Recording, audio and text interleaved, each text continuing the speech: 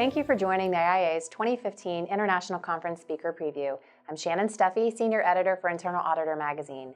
Joining me is Tim Leech, Managing Director of Global Services at Risk Oversight Inc. He will present Board Oversight of Management's Risk Appetite and Tolerance, Internal Audit's Role, on Monday, July 6, 2015 in Vancouver. Hi, Tim. Thanks for joining us. Thanks, Shannon. Good to be here. Now, without giving away your entire presentation, can you talk about how board risk oversight expectations have evolved since the 2008 global financial crisis? Well, I think I have to start with, I've been in the profession for over 30 years, and in my 30 years, I've never seen the evolution of an expectation happen as quickly. It's akin to the Sarbanes-Oxley implementation. It will result in a massive amount of activity, and it represents a major shift. After the 2008 crisis, regulators all over the world studied it, and there was a general consensus that weak board oversight of risk was a fundamental problem.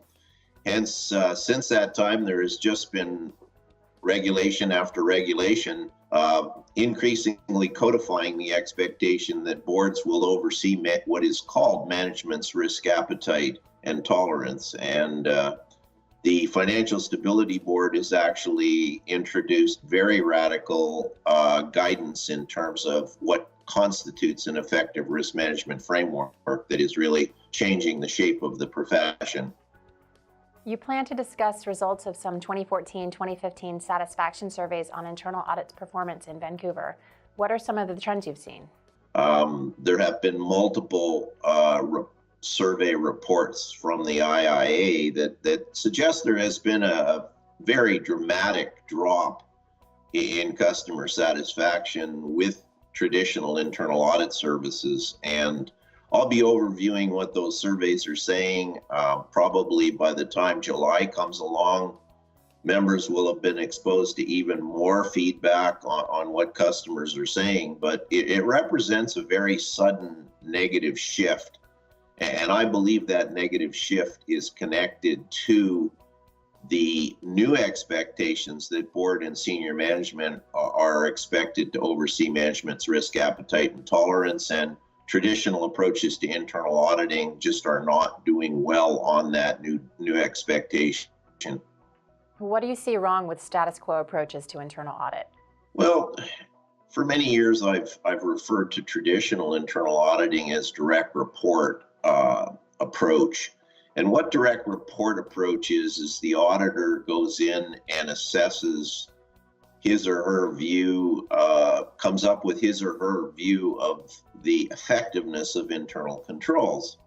And what that really represents is a subjective opinion on the part of the auditor, whether the auditor believes that the residual risk, which is the risk after considering controls, is or isn't within the organization's risk appetite. And in many cases, the auditor just doesn't know. So they're forming their own view of what constitutes enough control, which is not management's necessarily, management or the board's appetite for retained risk, which is the risk after considering controls.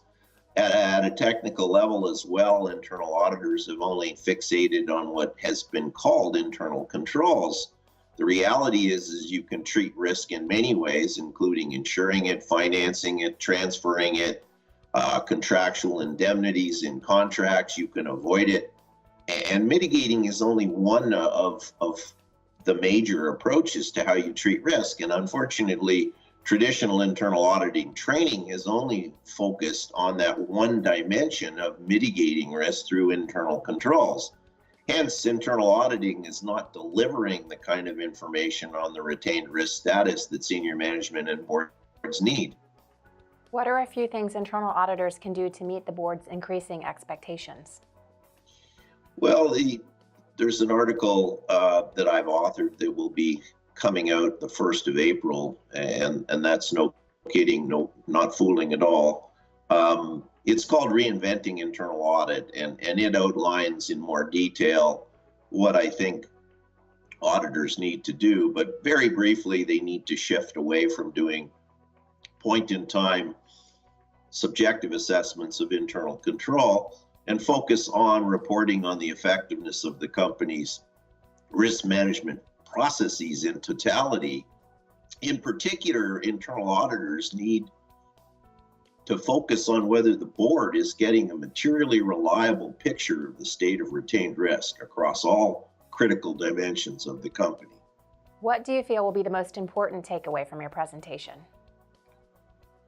I suppose it's that traditional internal auditing, which has evolved and a large percentage of the internal audit world is functioning right now on what I call the traditional internal audit paradigm of planning audits, completing audits, reporting the results of those audits on specific subjects that are chosen.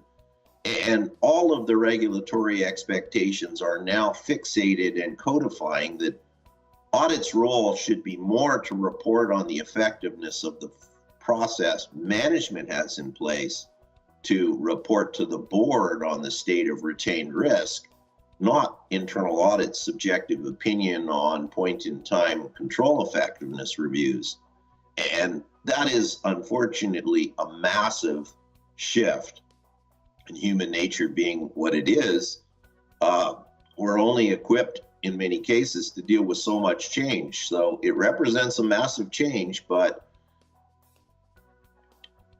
not to address it would further risk deterioration in the customer views of audit's relevance. Thank you, Tim. We're looking forward to your presentation in Vancouver. Thanks, Shannon.